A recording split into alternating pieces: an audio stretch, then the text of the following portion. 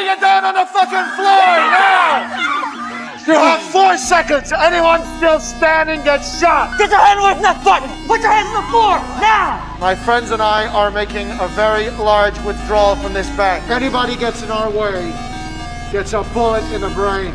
The man robbed the bank but didn't take a single dollar. Instead, he made all the hostages take off their clothes. No one was harmed during this process. When the police stormed into the bank, they found the men nowhere to be. The weapons they had were just toy guns. This robbery seemed to have never happened at all. But in fact, they made $5 million. The man disguised himself as a construction worker, using infrared flashlights to paralyze all the surveillance equipment in the bank. Meanwhile, his accomplice sneaked into the bank, locking all the doors from the inside. The security guards sensed something was wrong and were about to approach for questioning, but a cold object pressed against his waist. They easily controlled everyone present. A patrol police officer noticed something was wrong with the bank and immediately called for backup. Soon a large number of special police arrived and surrounded the bank layer by layer. But he was not panicked at all. Everything was within his plan. He had his accomplice take away all the hostages' phones and keys, then ordered the hostages to undress and change into uniform clothes. They also put on the same clothes and wore masks, and randomly assigned the hostages to different rooms. Suddenly, an old man felt unwell, so the man immediately took him out for treatment. He did this to stabilize the hostages' emotions and also to challenge the police. All the preparations were ready and the real action officially began.